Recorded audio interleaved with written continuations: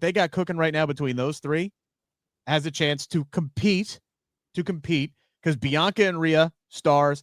Io, in my mind, is the, bell to bell, arguably the best women's performer over the last 18 months or so, maybe 2 years now at this point. So they have all the pieces there to put together something that the crowd is genuinely going to buy into. So if this is an open competition, as Triple H claims it is, right? It's going to be hard. It's going to be hard to dethrone Roman Reigns, CM Punk, and Seth Rollins. But I think that the pieces are there to do it.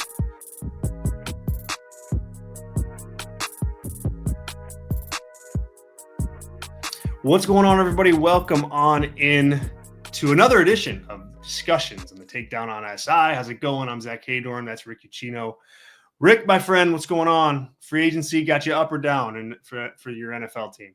Well, I'll say this much. I'm not shaving until the Bengals sign a free agent of merit, of worth, of somebody who is actually significantly going to improve this team, or they sign one of their big three to an extension like they promised. And at this rate, I'm going to look like Grizzly Adams over here. So I'm itchy. But other than that, I am good. I just made that up, by the way. I'm not really I've just been lazy with the razor this week, but it's something. But it's something. And hey, never say never either. Maybe you will look like Grizzly. Yeah. With my luck, because we are recording this at 4:00 Eastern time on a Thursday, right? With my luck, that whole statement will be burnt by Friday at 9 a.m. when we drop this. So that's why I'm trying to put it out into the ether. Maybe they'll actually do something tonight. I'm not holding my breath, though. Fingers crossed. Fingers crossed. Well, we got a lot to talk about in the wrestling world. I mean, obviously, we're on the road to WrestleMania. Let's first hit Roman Reigns and his return to the WWE. We saw him Monday night for the first time since the Royal Rumble. Obviously, at the Royal Rumble, he got taken out by Seth Rollins. He had the brawl with Seth and Punk. And then this week, he interferes in the cage match between Punk and Seth. He pulls Rollins out of the cage to essentially give him the victory. He beats Seth to a pulp on the outside of the ring, and then catches Punk and Paul Heyman in the ring, kind of,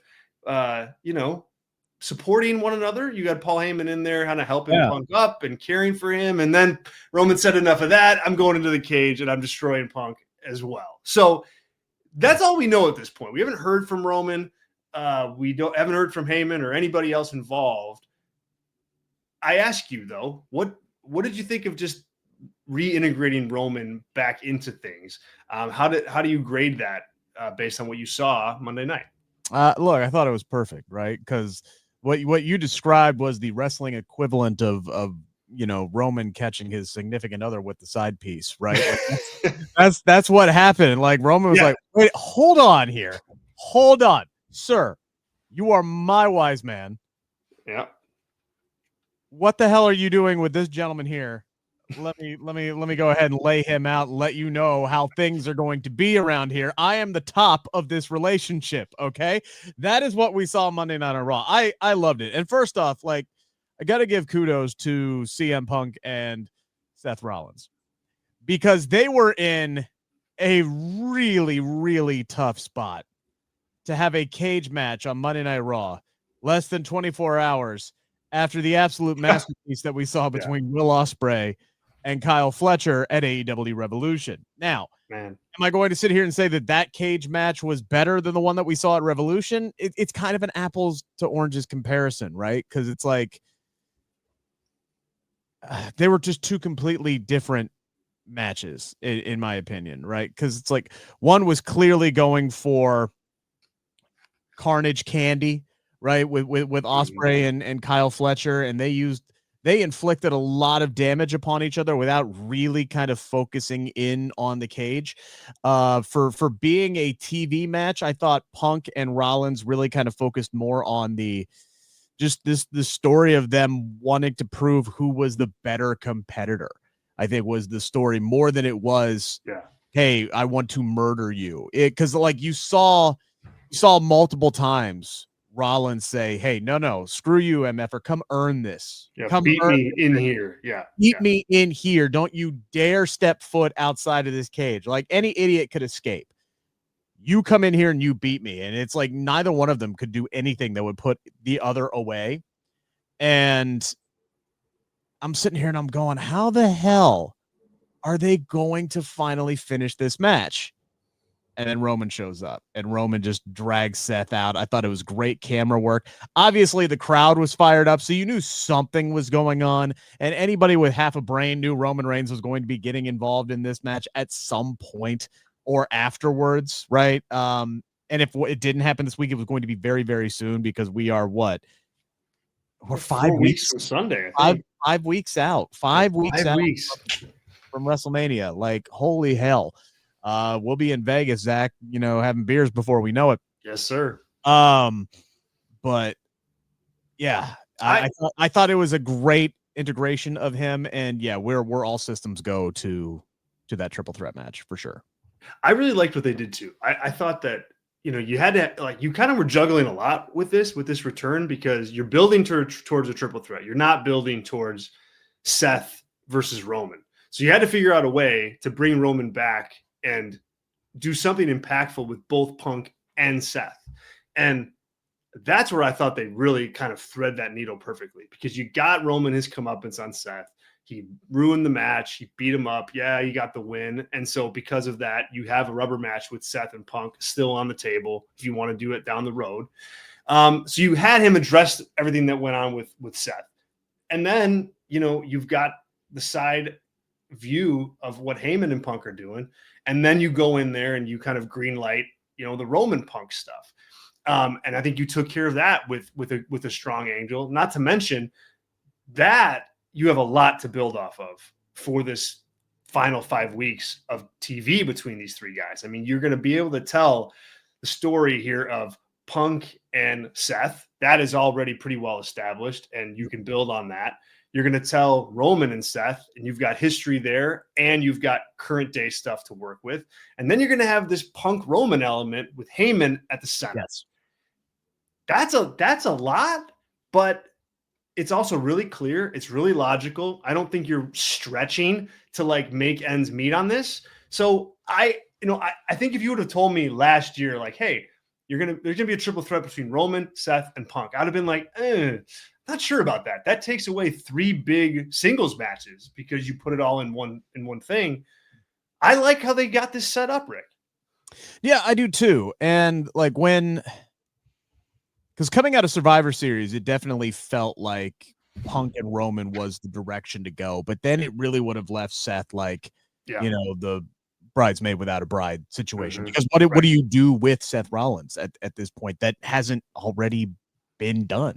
Yeah. And so I like that they're giving us something that we haven't seen. And frankly, it is a main event level match. I mean, this honestly is as close to the Shield triple threat that we will ever get at having WrestleMania. Because I know never say never, right? But I genuinely do not see Jon Moxley returning to WWE unless AEW goes under, which it's not anytime soon anyway. I don't see Jon leaving, and if he does leave to come back for one more go around in WWE, Punk and Roman might be done. Honestly, by the time that actually happens, because I think Jon signed a 5-year contract extension 2 years ago. So you're talking 3 years from now. I don't know. So this is as close as we are ever going to get. So there's a lot of deep, rich history, as you said, that they can dive into, a lot of different story angles that they can go with this. I would put it as the front runner right now, but I'm telling you, they got something cooking with Rhea and Bianca and Io as well. And not only that, I'm not saying it's going to be a main event level match, but can we just appreciate for a second what we saw Friday night on SmackDown between Bianca and Naomi? Because damn, man, finally, after how many years has Naomi been in WWE? 12, 13, 4, whatever it is. Hell, she's been around long enough that she was in AJ Lee's last match, right? Yeah. She's been around for a while.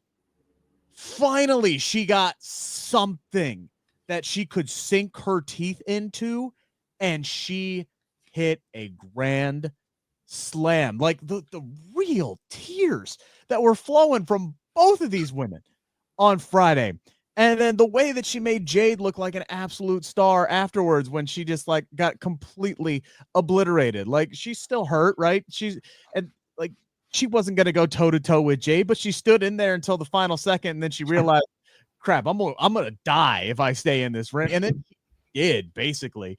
It was great. You guys, I like, as everything was I was not watching live, and I kept, seeing you guys talk about it. And I'm like, dang, can't wait to watch this thing. And then like I watched it. I'm like, damn, they weren't kidding. Like this was like legitimately like, and also Naomi was great, but you also got to see, I thought you saw like another level to Bianca too, where it wasn't just, I'm going to do the EST shtick thing and do that gimmick, and that's who I'm going to be. Doing that a lot recently. Deeper. Yeah. There's just another layer there that she went to. Like, have you noticed her last few entrances? Ain't been no skipping. Right. Ain't no hair twirling. Yep. It's been black suits, looking great, sunglasses, all business coming down to the ring. Like there has not, like even at times when in the past when she should have been doing that, she hasn't done that. And now I'm telling you, there's still something that's going on with Bianca here. Yeah. There's something you cannot tell me she didn't cost Rhea that match on purpose. You can't tell me she didn't cost Rhea that match on purpose, right? I hope so, because in the end, because I think the one person looking bad in all this right now is Rhea. Like I think she's taking some steps back just because it's just not her. Like seeing her get all worked up for that, I'm like, dude, Rhea, come on. Well, again, I love the promo that she cut afterwards where she said, look, I let my emotions get the better of me, because this is something, Bianca versus Rhea, right? This is something that they have both actively said that they've wanted for years, and now they're one match away from it, and all of a sudden Bianca's like, nah, go Io, let's go. I want to face Io for the title of WrestleMania. That would, honestly, I could see the betrayal in that. Like you could sell me on that. And Rhea saying, hey, look, I let my emotions get the better of me in the moment, and I'm a freaking idiot for it. Yeah, you are. They booked you like an idiot, and it's nice that you called it out for being what it is. I was an idiot in that situation, and I know it's something that I have to work on, and it's something that it's cost me matches, because I actually like and appreciate the way that they book Rhea. She needs a flaw. She needs a flaw because she is just too damn dominant. Like I look at Rhea Ripley and I go, you can kick the shit out of half of the men in the locker room. Yeah, I would just go deeper with it. I'd go further. Like I think she cut that promo in that video, but then I don't know that she spun that narrative well enough in the promo this week out there. She kind of came across as like whiny to me. Like, am I off base? Like, I'm like, dude, what are you whining about? You got distracted. That's on you. Like, own that. Right. Yeah, no. I'll tell you what I did like though. I like the fact that Io is sitting here like, excuse me. Hello. Point of order. I'm a world champion here. Y'all need to show me some respect. And then they're like pancaking her, and she's just like, bam, taking them both out, laying in the smacks, laying the smack down on Raw. And I think what they got cooking right now between those three has a chance to compete, because Bianca and Rhea, stars. Io, in my mind, is the bell to bell, arguably the best women's performer over the last 18 months or so, maybe 2 years now at this point. So they have all the pieces there to put together something that the crowd is genuinely going to buy into. So if this is an open competition, as Triple H claims it is, right? It's going to be hard. It's going to be hard to dethrone Roman Reigns, CM Punk, and Seth Rollins. But I think that the pieces are there to do it. Do you think that Roman, Seth, and Punk need some kind of stakes attached to it? Like, does it have, like, do you think it needs some kind of, I don't know, whether it's I'm just making stuff up, whether it's a number one contendership or a gimmick of some kind, like, or can it just be a grudge match in the main event? I think grudge is fine. I think grudge is totally fine. I understand where you're coming from with the stakes, like last year's main event. Everything hinged on whether or not it was going to be bloodline rules for Cody and Roman on night one, on night two. I just don't know. And as far as gimmicks, as far as gimmicks are concerned, it's already a triple threat match. There's no rules. Yeah, it's true. There's no rules whatsoever. So I think just the sheer star power alone and the history and the story, everything there, it sells that. I'm hoping that, you know, if it's not the ladies that are closing night one, they are put in a prominent spot, which I think they will. Mm-hmm. Whether that's opening night 2 or opening night 1 or going on ahead of Cody and Cena, because we obviously that's night 2 main event, right? Like WWE, John's last WrestleMania, signed, sealed, and delivered. You can mark that down in pen. I'm hoping that Jade and Naomi get a singles match at WrestleMania. Oh, I know. Yeah. I think that story has got to have a lot of legs. It's going to get personal. It's going to get heated. And I think fans are going to be invested in that, especially if Naomi continues the performances that we know that she is now capable of.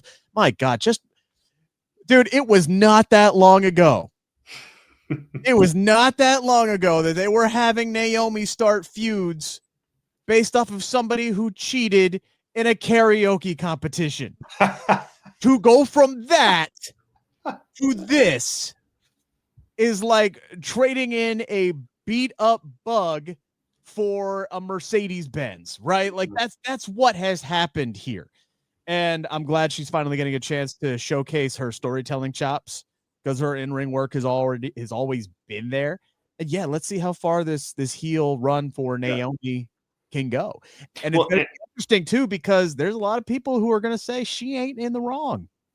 Right. Well, and you know, she was so good on Friday, and it made me think, like, okay, you guys couldn't have been missing this for 10 years. Like, what's going on here? Like, maybe you miss it for like a little bit, and then you go, hey, well, we should probably push this a little bit. For 10 years? I mean, goodness, this was hiding for 10 years. Like, come on.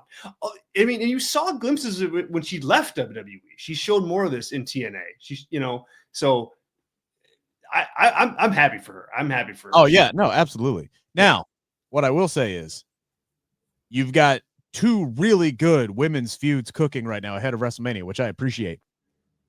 Can we figure out how to make me give a damn about Charlotte and Tiffany Stratton? I don't know, man.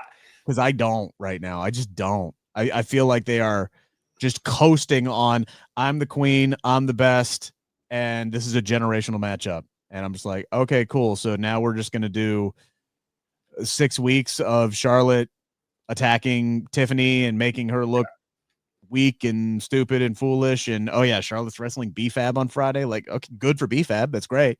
Mm-hmm. Nice to see Charlotte's getting a singles match, but like what they got going on right now with that story, I don't have a good answer to that. Paint by numbers. I had a better answer. It's paint by numbers. I don't know if there's like no mic chemistry. I don't know if the dialogue they have between them isn't very good, or all of the above. My theory on this match is going to be great, but the story right now doesn't have me. I don't think, exactly. Match is going to be solid at WrestleMania, but I think that Charlotte needs to like sell a little bit more for Tiffany, like not in like physically, but just like the way Charlotte acts when she's around Tiffany. It's like there's no threat to her at all. Like the way she just kind of handles herself around Tiffany Stratton. And I think like because of that, I don't think anybody buys or not enough people are like just rallying to Tiffany's side for Charlotte. I think, or in this match, I think that like Charlotte needs to be a better heel and like really get some heat so that people will cheer Tiffany. I don't know. I don't think they've connected on that yet. I don't know. It's not Charlotte's character to be, intimidated by anybody, right? Like for Becky, it makes sense, right? Because Becky has long said that she is not, in her words, the most flippy, the most athletic, right? Mm-hmm. The most physically imposing, right? She's not, she can lose. She's always been, any given night, she can lose to somebody, but it's her ability to get back up and keep fighting. So when she was a heel, her taking those moments where she knows that she's most vulnerable and she's about to lose this matchup and doing something nefarious or trying to run away, made sense. Don't always agree with it when it happens. Like I said, I've said on this program before, I think her chicken crap heel routine for me, like keeps the Evolution last woman standing match with Charlotte from being from being my favorite match of all time. It's like I go back and I watch that. It's like, damn, this is so good. Why the fuck is Becky running away? Pisses me off. Takes me out of the match every single time because I'm like, it shouldn't be happening. And that's what they were trying to do. They were trying to get her over as a heel, and it wasn't working. And they should have cut bait with that a long time ago. But so I don't always agree with it. I don't think it makes a whole lot of sense for Charlotte to do that with Tiffany until Tiffany kicks her ass at WrestleMania, which I hope is what is going to happen. Because like, if they're just bringing Charlotte back to beat Tiffany, like, what are we? Right. Yeah. Some of this will iron out based on the finish of the match for sure. But I'm with you. You got they don't have you in a position where you're like carrying here all that much. All right, let's pivot to AEW. Last night, Dynamite, the AEW Revolution pay-per-view Fallout episode.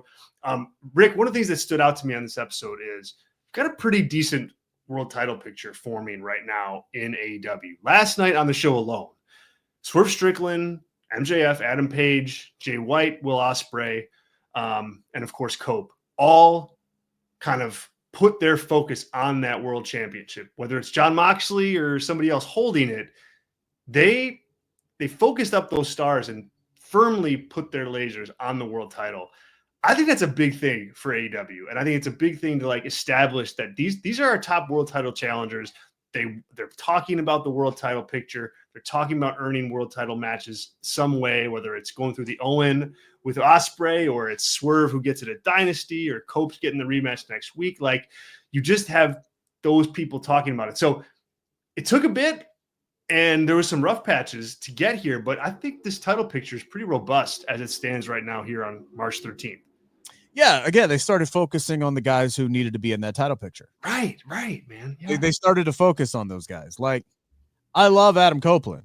He's the guy who got me into pro wrestling. But like, does Copeland need to be world champion in 2025? Does Christian Cage need to be a guy who needs to be a world champion in 2025? Like, focus. Like, they're there. They're valuable. They can still go, obviously. Mm-hmm. But it's like they're already established. They're already accomplished. They're already Hall of Famers. Like, we don't need to. They don't need to be in that picture necessarily. Yeah. They can. You know, they can flirt with it every now and again. But I don't need to see them be consistent, serious contenders for it. Do I need to see Jeff Jarrett challenging for a world championship? No, I do not. No, you don't. I can answer that for you. I do not. I don't. Who do I want to see challenging? I want to see your main event level guy. I want to see the guys who are your top stars right now and for the foreseeable future. Who are your Cody Rhodes? Who are your Seth Rollins? Who are your Gunthers? Right? And it's those guys. It's Swerve Strickland. It's MJF. It's Hangman Adam Page. Jay White. Will Ospreay. Like, those are your guys. Those are your cornerstone pieces. Those are the guys who are going to be carrying this company well beyond when Cope and Christian and Jeff Jarrett hang up their boots. Like, and even guys like Samoa Joe, right? Like, I love that Samoa Joe got his abbreviated title run. That was perfect. That was great. Yeah. But once those guys are done, which their days are coming sooner rather than later. Oh, yeah. These are the guys who are still going to be here. And these are the guys that they need to absolutely focus on 100%. And I think that, like, it's kind of a changing of the guard in a little bit, because I mean, these guys have been around, yes, but like, you know, you didn't mention Kenny Omega, right? I mean, he's around, you know, he falls more into the camp of like Samoa Joe at this point than he does, you know, like, not that he can't have really good matches, obviously he just did over the weekend, but it's just in terms of like where the focus needs to be. You know, he may better serve the company in this AEW International Championship spot where, you know, your other top guys, the Swerves of the world, the Ospreys of the world, the MJFs, they can handle the world title picture. Then all of a sudden you've got a pretty deep roster at that point. Let me ask you a question real quick. What did you think of the ending of Revolution on Saturday? I thought the very, very end, I just the decision, the ultimate decision from Tony Khan to put that match on last. Oh, and Moxley last, and his rationale for it of, well, I wanted to, you know, put Swerve over at the end. and send the crowd home happy. What did you make of that? I wouldn't have done that. I would have put on one of the other matches, but I would have ended the show with Toni Storm and Mariah May. That's what I would have. And like the end thing, I mean, it was just perfect. However, I'm more sympathetic for ending it the way that he did, because the goal was to put Swerve out there to end the show as like the top guy, top babyface standing tall. So I still would have gone with Toni Storm and Mariah May. I think that, deserved the spot and had the better story and the better match. But I do appreciate the effort to shine the light on your next big babyface challenger. I hope I'm not hedging. I'm not trying to hedge. It's just that's no. So I definitely would not have made the call, even if the goal was to put Swerve. You still could have done that, right? You still could have done that spot, and the crowd would have popped for it, and everything would have been great. We all knew what Jon Moxley and Copeland was going to be. This was not going to be a Will Ospreay, Kyle Fletcher, high octane adrenaline banger, right? This wasn't going to be Kenny Omega versus Konosuke Takeshita. Like no. This wasn't going to be that kind of adrenaline junkie, put it directly into my veins type of match. So to put that match on, which was just going to be an all-out brawl, slugfest, like two bruisers, slow, methodical, like just at the end of the night, that bell didn't ring till 11:35. 11:35 on the East. No matter what match it is. I was like, we were in the chat, man. We were like, oh my God, just end it. Eyes are blurry. My eyes are I got to work at 4 a.m. next morning. Like, hurry up. Could not believe that's the direction that they decided to go. And after 3 consecutive bangers, you went from Tony to Omega to Ospreay, putting on Jon Moxley and Adam Copeland after a Will Ospreay Kyle Fletcher cage match. Fired. Should I know he owns the company. Fired. It's a fireable offense. You're not sympathetic to wanting to put Swerve in the spotlight. You are putting your guys in a position to fail. And I don't think that match was bad, but it was terrible by comparison based on the time that it aired and based on the absolute just slamming on the brakes as far as pacing of the match was concerned. That match should have gone on prior to Kenny Omega. And again, I would have closed with Tony and Mariah. I would have. I think more people were invested in the story. It would have been a difficult situation to follow Ospreay and Kyle Fletcher anyway. But that match could have, I think. It could have, because people were invested in it. Yeah. And that's the thing that bothered me the most from the get-go. Because, like, the women's championship and the men's title should be on equal playing field. So I understand wanting to close the show with your main title. The AEW Women's Championship is also your main title. Right. And if an 18-month-long feud, something that you have invested that much time in building, which is arguably the longest consecutive running women's storyline in American television history, if that can't close your show, what can? Yeah. That deserved to close the show. It should have closed the show. It's a fair point. And I agree. Like, I would have done that. I just, and now that I'm like replaying this in my head, I get like that we want Swerve to look like this big time challenger again.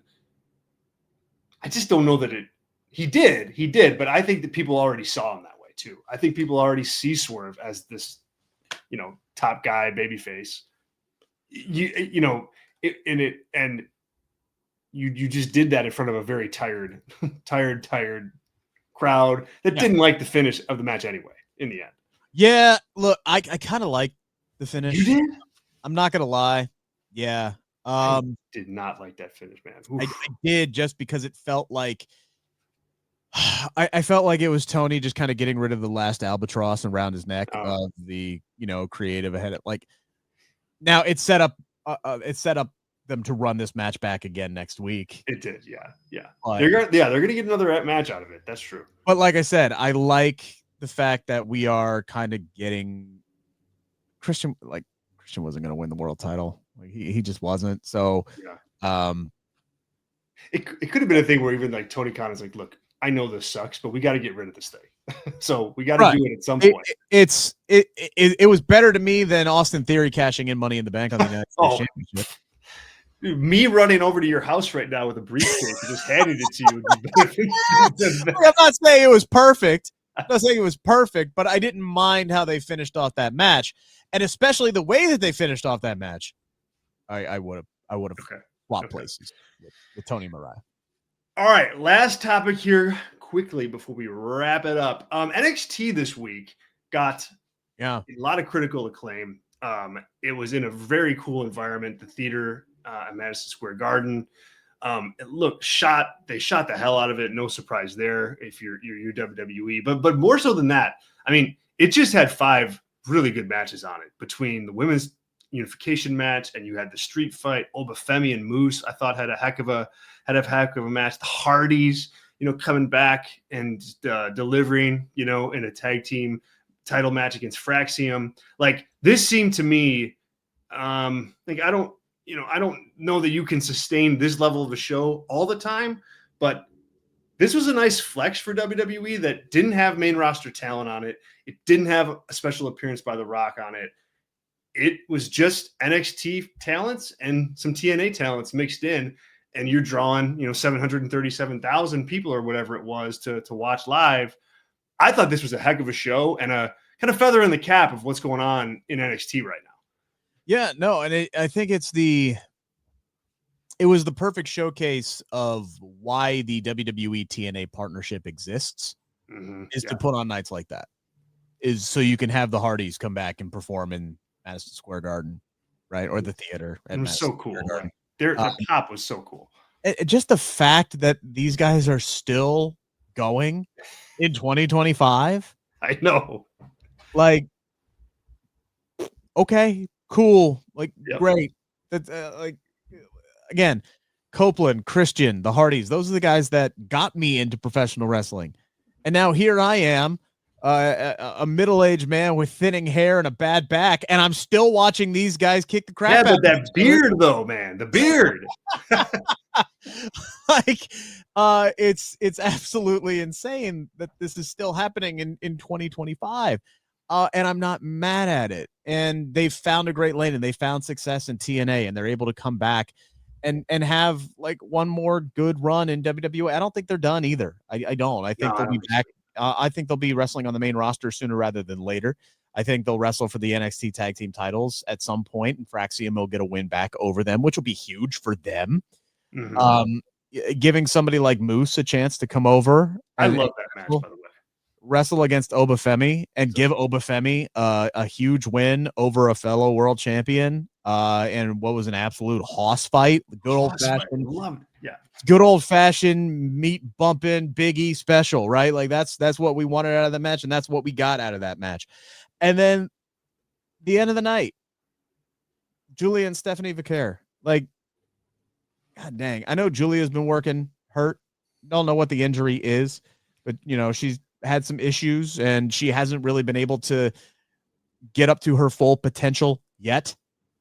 But to wrestle that match against Stephanie, who has taken over WWE by storm. Man. She really has. Like, I can't remember the last, maybe Asuka, like the last woman to come into NXT and just be like, this is my place now.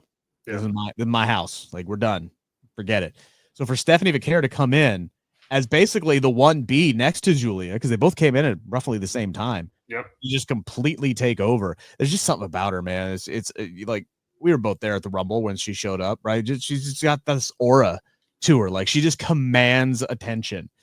And what she's been able to do in the ring and the connection she's been able to make with the fans, despite the language barrier, right, has been nothing short of miraculous. And now she's a double champion in NXT, the first one since, I guess, technically Mandy Rose, right? Because she she unified the UK championship, but I don't know if that's technically going to count. So I guess we could go back to Becky at WrestleMania I 35? think they said Becky. Yeah, They said Becky, right? Which makes me think they're not counting Mandy because that was a unification match, right? I think so. Yeah. I saw people putting Mandy up, giving Mandy credit on social media, which is fine, but that was a unification match. Yeah. So, like, Stephanie's made history. She's taken over that brand. She could be on the main roster right now.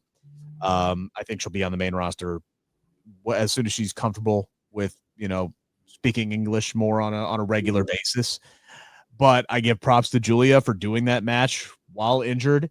And can I just say, the spinal tap counter into the triangle, so good, was the sexiest damn thing I have seen in a wrestling ring, maybe ever. It was so smooth. Yep. It was ridiculous. I literally did the Craig and Smokey from Friday. The damn, like I did that. Like, I'm in person, like just at my computer desk. I might have woken up my daughter when that spot happened. It was so clean. It was so good. And I'm just like, I don't know. Again, I don't know what Julia's injury is, but to pull that off, it was great. It was great. And I second, like, everything on Vaquer. Like, there's something there. Like, she just is like taken to not just NXT, but like the whole system, like the whole WWE system. Like, it all fits her perfectly. The pomp and circumstance, the presentation, entrance, like she's got all of that down. And Julia does too. It's not bad. I just think that Vaquer, and I don't know if it's because my expectations were different for her. Like, I always thought Julia was like up here. Like, that's not going to be a problem. She's going to integrate there just fine. But Vaquer has like been like, nope, I'm going to be even better than that. And it's fun to watch. And she's got matches with a lot of talent on that roster that she can have now as champion, that it's going to be really fun moving forward. Yeah. Like, I can't help but just like imagine what it's going to be like 6 months to a year from now. Right. Mm-hmm. Like, especially if the Naomi and Jade story takes off, like I think it does, if Bianca's character switch changes, like or her character is switched up, like I think it's going to be, Rhea Ripley is still going to be right there. Roxanne Perez is knocking on the door to being there. Yep. You're going to have Stephanie coming up soon. You're going to have Julia. Asuka's going to come back. Becky at some point will be back. Charlotte's already back. You still have Bailey there. Like, Jordan Grace is there. Like, Jordan Grace will be up sooner rather than later. Like, give the women their own show. Like, I just watch or give them SmackDown. Just put the entire women's division on SmackDown and give them 3 hours. Yeah. I'd be fine with it. All right, you guys. Great show. Thanks so much for joining us. Thanks for hitting play. If you can do me a favor and hit like on this and subscribe if you haven't. We've got all sorts of fun stuff coming up. I have an interview with Stone Cold Steve Austin dropping on Sunday. Could you sell that a little bit better? Jesus Christ. What I'm selling. No, yes, Steve Austin. If you guys know me, you know this is a big deal. I wrote a book about Steve Austin, stunning, so this is a big treat. And I took full advantage, almost an hour with Stone Cold Steve Austin. So check it out. Make sure you're subscribed. Make sure you hit those notifications so you know when this thing drops on Sunday. It's going to drop on Sunday. I haven't chosen a time yet. So, yes, turn those notifications on. Yeah. It will drop on Sunday, which is 3/16 day. So, hey. That's just good planning right there. That's good planning. I think so. Like, subscribe, do all that good stuff. Tell your friends about us. We'll be back next week at 9 a.m. See ya.